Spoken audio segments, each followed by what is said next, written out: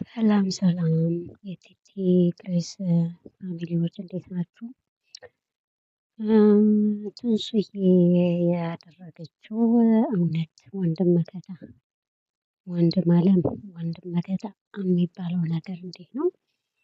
ይህ ሁሉ አርግዛ ለመውለድ እስከምትቃረብ ድረስ ሲያሰቃዩት ነበር። ባሏና እናቱ ሆነው እና እንደ ትላንትናው እንደተለቀቀው ቪዲዮ ማለት ነው። ማለት እኔ እንጃ በጣም ነው ደስ ያለኝ። መጀመሪያ አካባቢ ሲገቡ ማለት ነው ትንሱ ከወንድሟ ሚስት ጋር አብሮ ሲገቡ እንዴት እያሽካኩ እንደነበረ በተለይ አላዛር እኔ እንጃ አላዛር እውነት ተቀጥቶ ወደ ራሱ ይመለሳል ብዬ አላስብም። ማለት ገና ልጅነቱ እኔ እንጃ እድሜው ገፋ እንጂ ልጅነቱ ገና አልጨረሰም። እንደዚህ አይነት ሰው ደግሞ ለትዳር ይሆናል ብሎ ለማሰብ በጣም ይከብዳል። በራሱ ኮንፊደንስ የሌለው ለራሱን ማስከበር የማይችለው ይህንን ነገ ጠዋት ልጅ ተወልዶለት እንዴት እንደሚሆን አላውቅም። በጣም ይከብዳል ግን ላለማድነቅ አይቻልም። የትንሱ ቤተሰቦች ማለት ነው። በጣም ታግሶ ወንድም መከታ ማለት እንደዚህ ነው። ታላቅ ወንድም ሲኖራችሁ እኮ በቃ ኩራት ነው።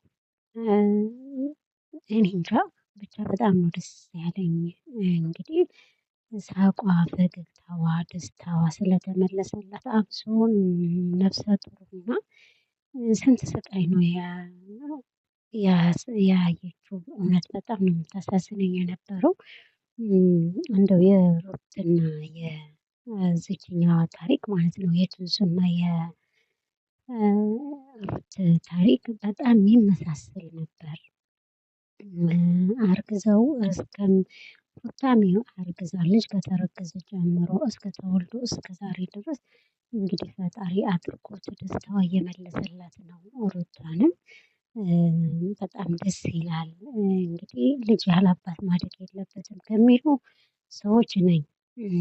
ሴቶችዬ ደግሞ እንግዲህ የአላዛር ችግሩ እናቱ ናት። እናቱ በጣም ለትዳር ጠንቅ ናት። ጥሩ ነገር እየመከረችው አይደለም። ጥሩ ነገር ማለት አላዛር ዝም ብሎ ጥሩ መጥፎም ይሰማል።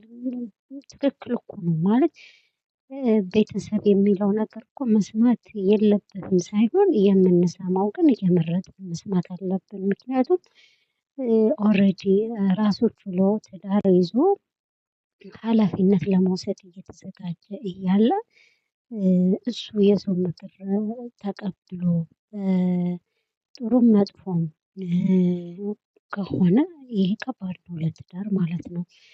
ቤተሰብ እንደ ቤተሰብ ሀላፊነትን ቢሰማውም ቤተሰብ የማንኛዎችም ቤተሰብ እኮ የኛ ክፉ አይመኙም የኛ መጥፎ ነገር አይመኙም።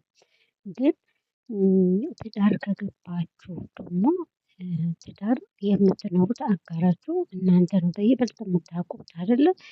ስለዚህ አላዛርም ማለት ነው ትንሱ በደንብ ያውቃታል ብዬ አስባለሁ። በጣም ይዋደዳሉ በጣም ይፋቀራሉ። የነዚህ ችግራቸው ደግሞ መሃላቸው እንደ ሄርሜላ ገብታ የምትበጠብጣቸው ሴት የለችም። በሌላ ነገር አይደለም እናታቸው ወላጅ እናቱ ናት እንደዚህ የምትበጠብጠው ያለችው ማለት ነው። ግን እኔ እንጃ የአንዳንድ ወላጅ ጥሩ ነገር ይመክራል። አብሶ ሴት ልጅ ሆና እንግዲህ ሴት ልጅም አላት። ሁለተኛ ደግሞ ልጆቿ ያላባት ነው ያደጉት። ያላባት አድጎ ልጄንም ልክ እኔ እንዳሳደግኩኝ የእሱ ልጅ ያላባት ይደግ ብላ መፍረድ የለባትም። ስታወራ ሰምታችኋት ከሆነ ምን ችግር አለው? እኔ ይሄን ያክል ልጆች ያላባት አይደለ እንዴ ያሳደግኳችሁ ያላባት አይደለ እንዴ ያደገው ትላለች። ግን አላዛር እውነት ለመናገር ያላባት ስላደገ ይሄን ያክል በቃ አያችሁት ሴታ ሴት ሆነ የወንድ ቅርጽ የለውም የወንድ አቋም የለውም። እውነት ለመናገር የዋህም ነው። መልሶ ቶሎ እንትን ይላል ደግሞ መልሶ የእናቱ ምክር ተቀብሎ ተግባር ላይ ያውለዋል። ስለዚህ ትዳርም ፈልጎ እናቱንም ፈልጎ የሚሆን አይደለም። በቃ ቤተሰብ በቤተሰብ የቤተሰብ ቦታ አለው የቤተሰብ ሰዓት አለ የቤተሰብ ክብር ለብቻው አለ። ትዳር ደግሞ ትዳር ነው ባል ሌላ ነው ሚስት ሌላ ናት። በቃ አይገናኝም ቤተሰብና ሚስት ትዳርና ቤተሰብ ጭራሽ አይገናኝም። እና ይህንን ማሰብ በጣም አቅቶት ነበር። በጣም አሰቃይቷታል። እስከ ከቤቷ ወጥታ እስከ ሩም ይዛ መተኛት። ከዛ አልፎ ደግሞ ቤት ወጥቻለሁ ብላ ቤት ተዘግታ ለስንት ቀን ታፍና እዛ እርጉዝ ሆና በጣም ይከብዳል። በእርጉዝ ሰዓት እውነት የሚያውቀው ነው የሚያውቀው።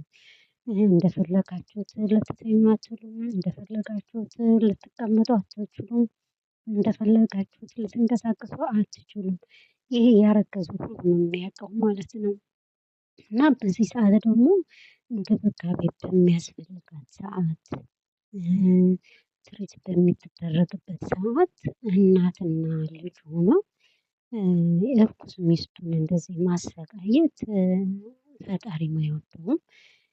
በጣም ነው የምታሳዝነኝ የነበረው እውነት ለመናገር ጋይስ በጣም ነው የምታሳዝነኝ የነበረው። ትላንትና ጠዋት ነው መሰለኝ ዛሬ ጠዋት ነው ትላንትና ነው በቃ በተለቀቀው ቪዲዮ እኔ አላየሁትም ነበር እና ትላንትና መሰለኝ የተለቀቀው። ከዛ ዛሬ ነው ያየሁት ማለት ነው ዛሬ አይቼ ነው እየሰራሁላት ያለሁት ማለት ነው። ግን በጣም ጋይስ በጣም ነው ደስ ያለኝ። በቃ እንደዚህ እየደበደቡ ሲያወጡት እሷን እንደ ውሻ እያረጉ እንግዲህ ሁለት ነፍስ ሆና